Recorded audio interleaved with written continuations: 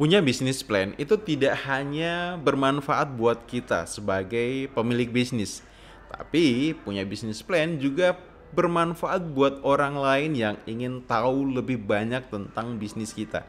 Khususnya mereka yang kita tawarkan untuk menjadi investor di bisnis kita atau pihak-pihak yang kita inginkan agar mereka bisa memberikan pinjaman dana dalam pengembangan bisnis kita. Lalu apa saja yang sebenarnya yang ingin dilihat oleh pihak lain, oleh orang lain di dalam bisnis plan kita, atau apa yang harus kita cantumkan di dalam bisnis plan kita agar kemudian orang bisa mendapatkan apa yang dia butuhkan agar bisa bekerja sama dengan kita ataupun bisa mempercayai kita sebagai pihak yang dapat mengelola dananya. Nah, yang pertama adalah sejarah bisnis. Di dalam bisnis plan penting kita mencantumkan sejarah. Nah, bicara sejarah tidak harus secara detail, tapi paling tidak ada gambaran besar dari bagaimana awal kita mendirikan bisnis hingga kemudian jalan bisnis tersebut.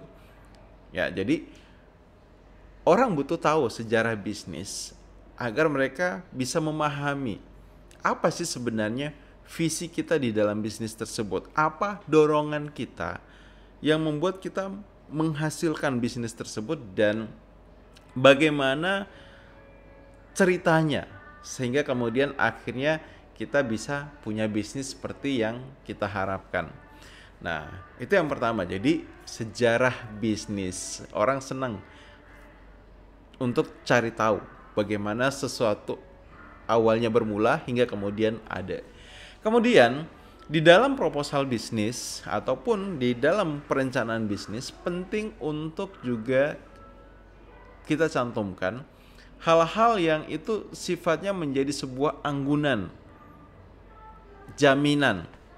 Maksudnya seperti ini. Kalau kita sudah punya bisnis dan kemudian bisnis kita sudah punya aset, maka cantumkan aset-aset yang kita punya di dalam bisnis sehingga investor, orang bank itu bisa melihat apa saja yang sudah kita miliki dari bisnis kita atau apa saja yang bisa menjadi jaminan di dalam bisnis kita. Kalaupun misalnya belum punya, maka hal-hal yang bisa kita jadikan sebagai jaminan itu seperti mungkin kita punya ide, punya paten, punya resource orang-orang yang itu bisa menjadi satu jaminan bagaimana bisnis ini bisa berkembang, maju dan berkesinambungan. Yang ketiga yaitu adalah biasanya bisnis plan itu sekaligus juga dibuat sebagai proposal bisnis untuk mengajukan pinjaman. Maka di dalam bisnis plan kalaupun itu kita gunakan untuk pengajuan pinjaman ataupun bisa bekerja sama dengan investor, maka butuh kita cantumkan apa saja tujuan dari kita membutuhkan dana tersebut. Ya, misalnya mungkin kita buat proposal bisnis, kita butuh pinjaman ataupun kita butuh modal tambahan khusus untuk meningkatkan jumlah produksi, maka itu yang kita cantumkan di dalam. Atau misalnya mungkin kita butuh dana untuk kemudian meningkatkan aktivitas promosi, maka itu yang bisa kita cantumkan. Beda tujuan akan menarik beda investor.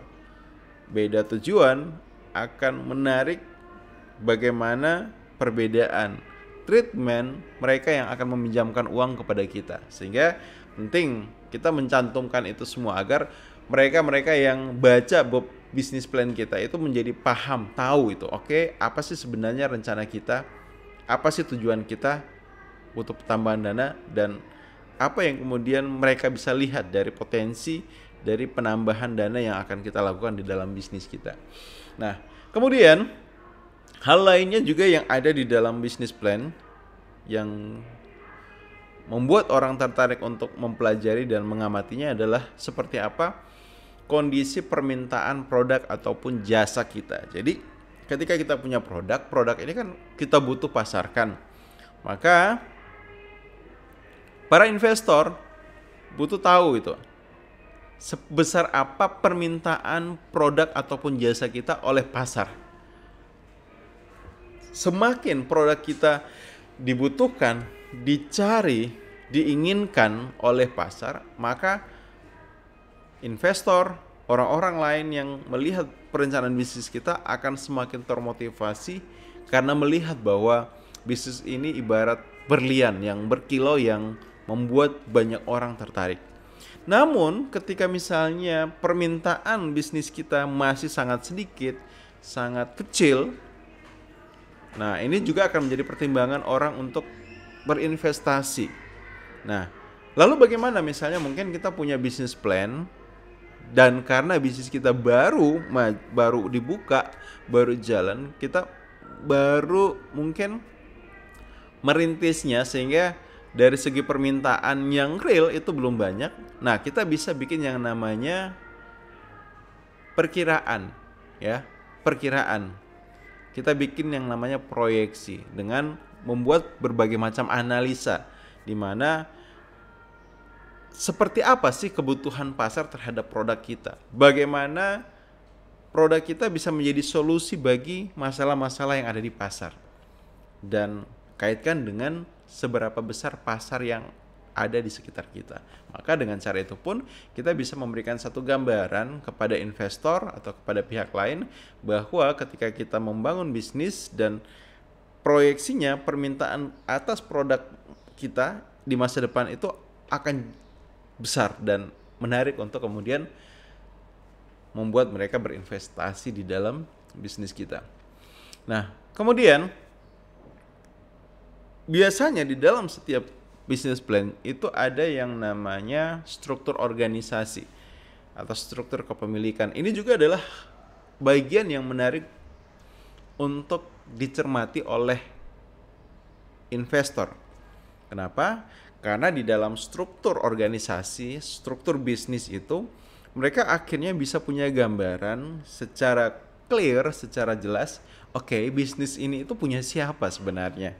Ataupun kalau misalnya bisnis ini didirikan oleh beberapa orang, maka siapa saja yang menjadi pendiri dari bisnis ini. Berapa besar persentase modal sumbangsi yang diberikan oleh masing-masing orang di dalam bisnis itu. Sehingga sebagai seorang investor, mereka akan melihat kejelasan. Oke, kalaupun kemudian ada masalah di depannya, mereka tahu siapa yang kemudian mereka butuh ajak untuk berkomunikasi seperti itu. Nah, kemudian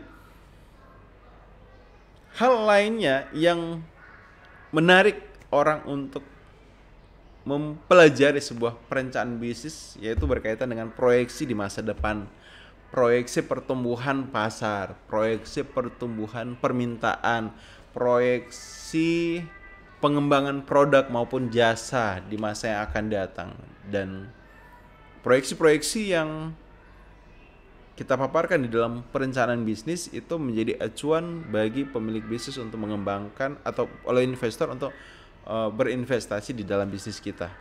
Dan yang terakhir yang juga akan menjadi hal menarik untuk dicermati oleh para investor ataupun pihak yang melihat di dalam sebuah proposal bisnis yaitu adalah seperti apa rencana pemasaran kita, seperti apa rencana pengembangan kita, seperti apa rencana promosi kita. Karena ya pemasaran berkaitan dengan penjualan akan berkaitan dengan keuntungan, dan ya kita nggak bisa pungkiri itu. Mereka yang berinvestasi di dalam bisnis kita tentu ingin mendapatkan keuntungan sebagaimana kita yang mendirikan bisnis. Mereka yang meminjamkan kita dana untuk pengembangan bisnis juga berharap mendapatkan keuntungan. Dan kemampuan kita di dalam memproyeksikan bisnis ke depan dengan memproyeksikan bagaimana rencana pemasaran kita ke depan akan menjadi acuan yang mereka butuhkan untuk bagaimana memutuskan apakah akan bekerja sama dengan kita, apakah akan menginvestasikan dananya ke dalam bisnis kita, atau apakah pihak bank akan meminjamkan kita untuk penambahan modal. Ya, jadi seperti itu.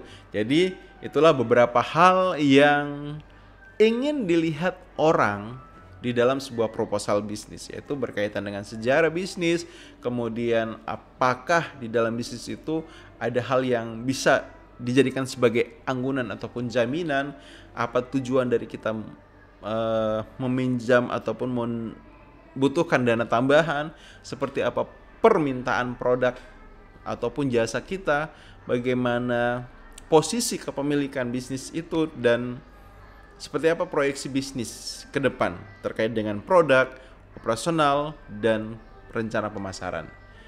Ya, dengan mengetahui apa yang orang ingin tahu dalam sebuah bisnis plan, ini sebenarnya juga sudah menjadi panduan bagi kita kalaulah kita kemudian ingin membuat sebuah bisnis plan, apa saja yang harus kita cantumkan.